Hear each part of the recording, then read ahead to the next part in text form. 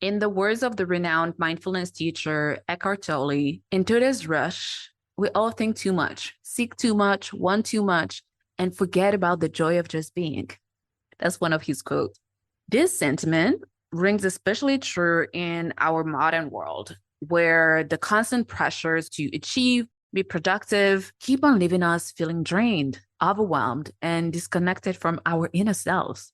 And I'm not just saying that because this is only my perspective and a personal feeling. In fact, a recent study by the American Psychology Association found that, let me read it for you, that nearly 80% of adults experience significant stress in their daily lives, with work, money, and health-related concerns topping the list of stressors.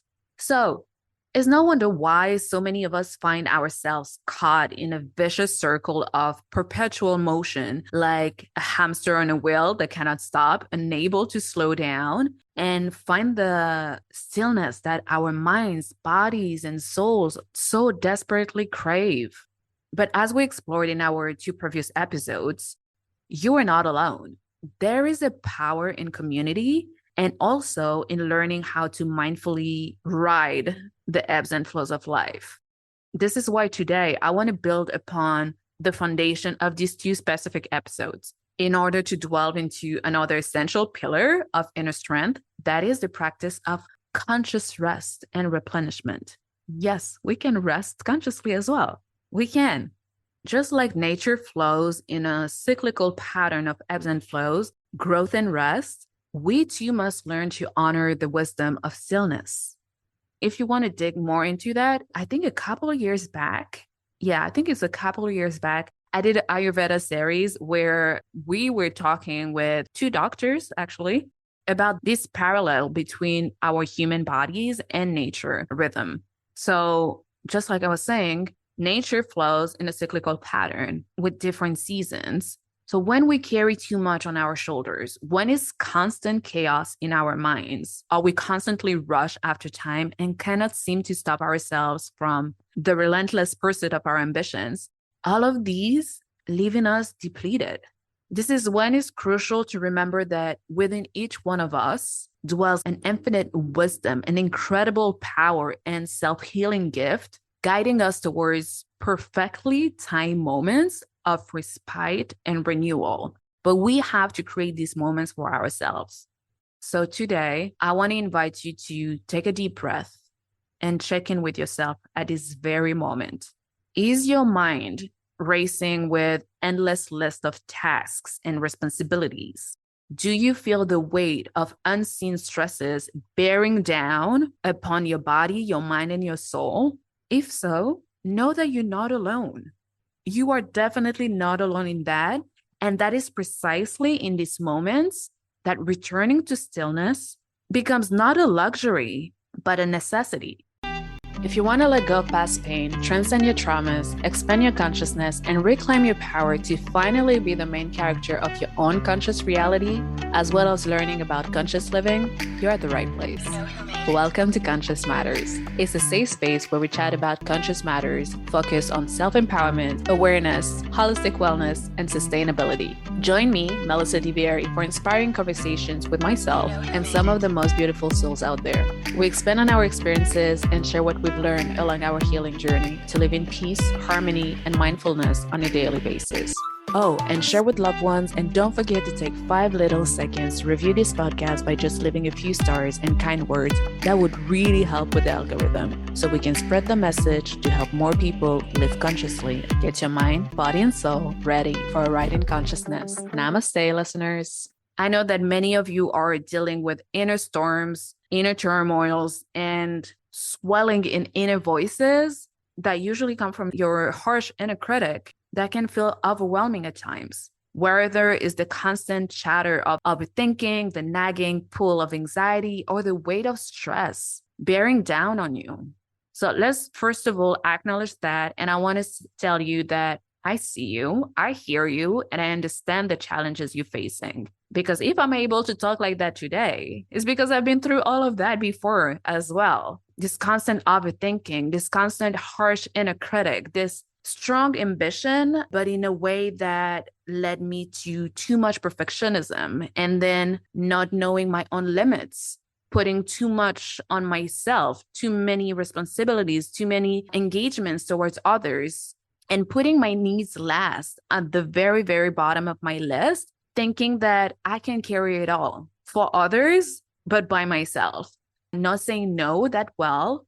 I'm not saying that ambition is bad, not at all. I think it's great to be ambitious, but this is everything about life. This is about balance. And as ambitious as you can be, how are you treating yourself in the process? How are you leading your life? Is it in a way that make you grow only externally with the achievements, with the accolades, with all of the material things? These are great. We are in this human experience or experiment, and we want that. We need that. It's okay to have that. But in the same breath, are you taking care of everything inside? Is your mind clear? Is your heart at peace? How is your body feeling? Are you always tensed and irritable and frustrated and feel like there's not enough time to do everything, but you're still pushing yourself to the bone in order to achieve? Or are you also being fair with yourself? Are you also being ambitious about your inner growth and vouching for your well-being? Because we can have both. Both are very much interconnected. And the more I realize with time also, something that I didn't before, I think it was more about expressing my conditioning. Not that it was anything so wrong about that. I mean, yes, it can be harmful in some ways, but again, being ambitious is not an issue. The issue is when you're taking it too far and when you only focus on the external. So what I realize now is the more I feel good inside myself, the more clear-minded and peaceful and still and grounded I am, the easier is for me to achieve in the outside world. Is really from the inside out and not necessarily from the outside in. The outside can push you to do also certain things from the inside, but most of the time it starts within. So the reality is that, just like I was saying, as ambitious and driven individuals, it's easy to get caught up in the hustle and the grind of daily life, often at the expense of our own self-care. And forgetting that we do deserve to care for ourselves as well. We do deserve to take a breather. I don't know when the shift happened, thinking that us as humans, we as effective as robots, and that our human needs are not that important anymore. Like a quick example that many will relate. When we're working, especially if you're working at an office or something like that, or in front of your computer, when you're into the zone or when you feel like you need to finish certain tasks, the moment that you feel hunger or you need to use the bathroom, I would say 70% of the time, you will keep pushing with your work instead of following the cues of your body, saying that now I need to stop, I need to use the bathroom, or I need to go and have a meal because I need to have that fuel inside my body so I can keep on giving back to do whatever you need to do throughout the day. But we don't. We keep on going again, like the hamster wheel.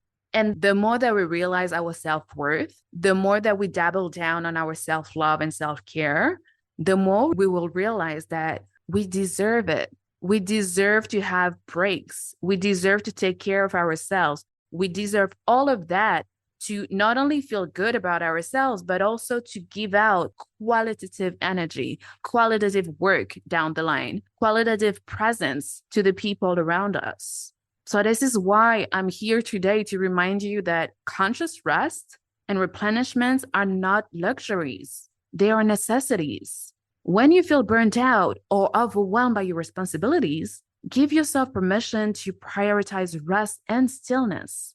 And I'm not talking about laying down on the couch or in your bed and feeling so guilty that you're taking a break right now, or you're scrolling on your phone, checking out your emails, or going on social media and having your mind like always working or always busying your mind because you don't even know how to rest anymore.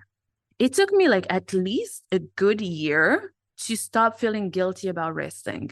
And when I think about it, this is crazy. We don't feel guilty working, right?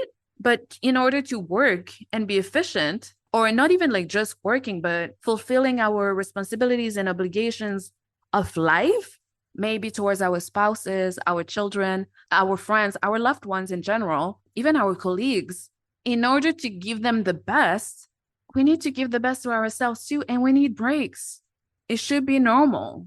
And it is normal. So now it's time to release any lingering shadows of guilt for prioritizing your needs. And I'm not even saying your wants or your desires, but your needs. Your focus on self-love, on self-worth is exactly right. So please keep cultivating that self-acceptance and self-compassion while giving grace to yourself. It's a practice. It will take time, but give that gift to yourself so you can be your healthiest and most expansive version of yourself. You can say, yeah, Melissa, all of that is awesome, is wonderful, but how on earth do I do that? I have so many things to deal with, so many responsibilities. I just have 24 hours during the day. So how can you cultivate inner peace amidst the chaos?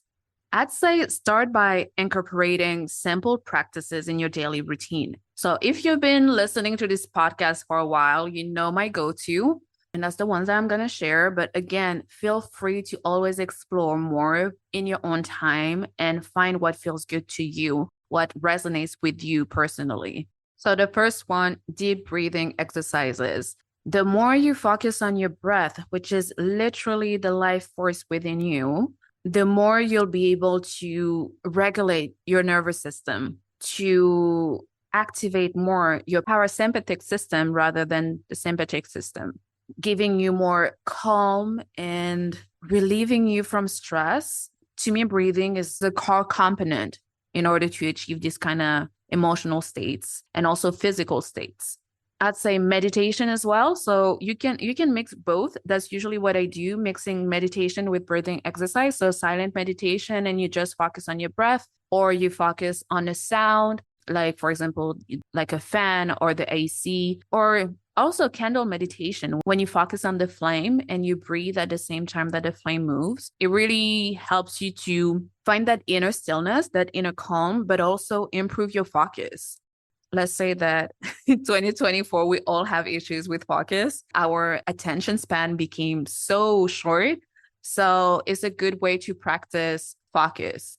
And when you cultivate that within yourself, it's so great to incorporate it in different facets of your life, including your work, including time with your loved ones, also being like focused when they speak, like active listening. When you're with them, you have a very grounded presence, so they feel supported and seen and understood. So yeah, meditation mixed with breathing exercises, I think is a great way to cultivate inner peace amidst chaos, because despite everything that's going on around you, when you have this ability to just dive back into yourself and find that whatever you need to find in that moment as a feeling that can carry you throughout the chaos is such an immense power that you can carry through life. Another thing will be heartful journaling. So yes, journaling, but not only talking about your day. I think sometimes it's good for memory recollection to just write down your day, but most importantly, to pour down all of your worries, all of your fears, all of your anxiety, all of your heavy feelings, to put them down on paper so they're out of your system, first of all, and also to help you see them from an outside perspective. So like that, you become not only the main character anymore, but like the observant narrator. And when you are in that position, it's easier to see the bigger picture and give yourself solutions rather than more issues, and more stress when you think about a specific thing that is bugging you right now or stressing you out right now. And the last thing I would say to cultivate inner peace amidst chaos is nourishing your body. Use the ultimate health trinity that is proper sleep, nutrition, and exercise. Move your body. Even though it's walking 30 minutes a day, move that body. It's good for your brain, it's good for your health, it's good for your heart, and it will help you to release the stressors, at least for a little bit, when you drop from your mind into your body. So just to recap, breathing exercises, meditation, journaling, heartful journaling, and nourishing your body with the Trinity: sleep, nutrition, exercise. So yes, it's easy. It's extremely easy when I say it like that. And even doing it, it's not hard. It's not hard to sleep 8 hours, except if you have insomnia, but that's another story, another conversation. Nutrition, maybe it's hard to make the right choices for your health if you're not used to it, but then it just becomes so natural that you choose food for putting fuel into your body, for choosing in a way that you show love to your body rather than harming it. And exercises, again, it's a practice. So yes, it's easy, but extremely, extremely powerful when practiced with consistency. So these tangible tools may seem small, but they can make a world of difference in calming your mind and restoring your sense of balance in life. Not too much of this and not too little of that can be seen as a fantasy, especially with the type of lives we live right now in the Western world. However, if it's too far from your reality right now, think about integration. Think about right now, in this moment in my life, what do I need more of? And try to integrate the different parts that will fulfill this need. There's not a lot of things in life that we have control over. However, we do have control over our thoughts, the way that we respond to life, and how we feel. So we're going to have many thoughts going through our heads, but we are the one deciding with which one do we choose to engage with. So please remember that you are the ruler of your own thoughts and well-being. By taking time for yourself and prioritizing your needs, you're not being selfish. You're being self-empowered. Trust your inner wisdom to guide you towards the practices and habits, creating new habits that resonate with your unique journey of personal growth and authenticity. Stay rooted in your truth. Don't let life, events, people swing you one way or the other. You deserve that rest. You deserve that stillness in order to think clearly once again and find the peace within yourself so you can carry out as your best version, as your highest version, as your healthiest version into this life. And just like I said in the intro, the earth moved through its own natural cycles of seasons with periods of growth, harvest, and rest. So do we. We do experience our own internal seasons. We cannot be 1000% productive, available for everyone every single day of the year. Embrace the ebbs and flows of your life. And please check out that episode about the ebbs and flows of life if you want more information. But knowing that even in the darkest of winters, the seeds of the strength within you, the growth within you, and the joy within you lying dormant are just waiting to burst for your own inner spring at some point.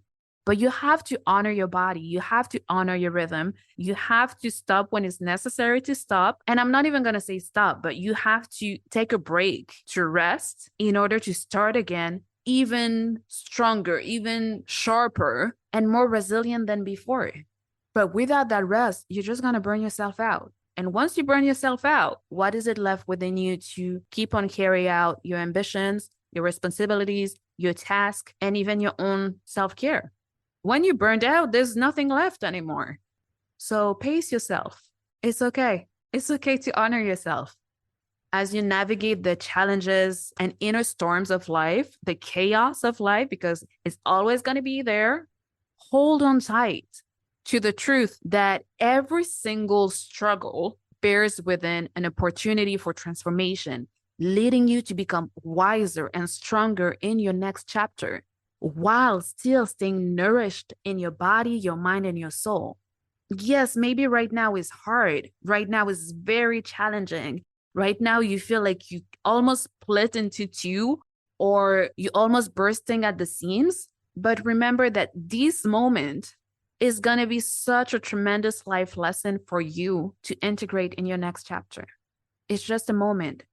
Just like I said in the episode of mindfully embracing the ebbs and flows of life, everything is a moment. Nothing is permanent. You got to embrace the impermanence of life. So now is like that. But if you invest in yourself with rest, with self-care, with self-love, with realizing your worth again and again and again and again, you will have the tools to make your next chapter easier, more manageable for yourself. And as cheesy as it sounds, think about a lotus flower rising from the muddy depth of a pond, brown water. You too have the power to emerge from your challenges radiant, resilient, and even more deeply rooted in your own beautiful truth. You got to trust yourself and keep on cultivating that inner peace within yourself so you can ride life challenges stronger and wiser. Taking wise decisions, clear-minded, with peace in your heart. You can do this. You can. It's a journey. It's not easy all the time, but it's possible. It is. I'll leave you with that for today. I hope you will reconnect with your worth so you can give that time of rest, of deep conscious rest for yourself when you need it, so you can fully unleash your potential no matter what's happening around you. Chaos, responsibilities, tasks, whatever, you're at peace with yourself. You're fully rested. You're clear-minded. You got this. Come on, let's go. I'll talk to you soon. Take care. Thank you to have taken the time to listen to me talking about conscious living. Conscious Matters is a self-produced podcast. If you enjoyed this episode, please share, leave a review, and/or donate. Your support will help to keep on raising the collective consciousness together. Take care and talk to you soon.